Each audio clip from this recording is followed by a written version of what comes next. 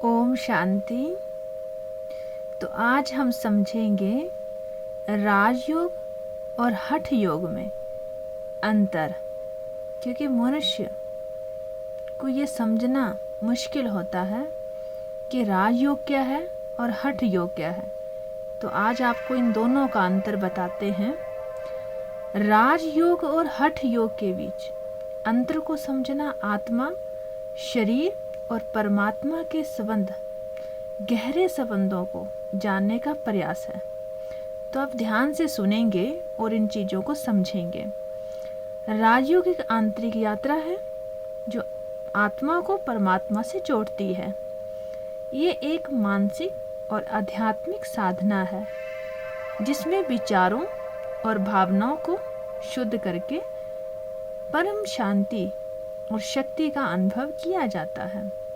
राजयोग ध्यान हमें सिखाता है कि हम आत्मा हैं, शरीर नहीं है, और परमात्मा जो सर्वशक्तिवान पिता के साथ संबंध स्थापित करके अपने जीवन को दिव्यता और सकारात्मक से भर सकते हैं। ये योग कर्मों को पवित्र और आत्मा को शक्तिशाली बनाता है। राजयोग। दूसरा है अब हठ योग। हठ योग क्या है? मुख्य रूप से शारीरिक व्यायामों और आसनों पर केंद्रित है। इसका उद्देश्य शरीर को मजबूत और लचीला बनाना है ताकि मन को नियंत्रण किया जा सकता है।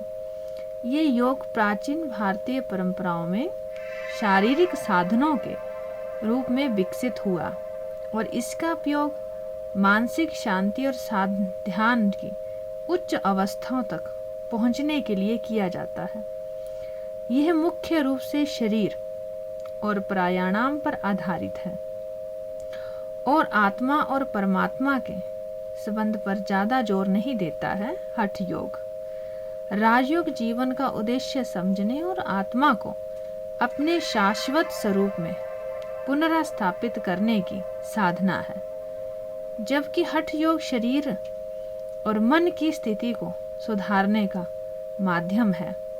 राजयोग हमें सिखाता है कि आत्मा के शुद्ध होने से कर्मों की गुणवत्ता सुधरती है और जीवन में वास्तविक शांति और आनंद का अनुभव होता है।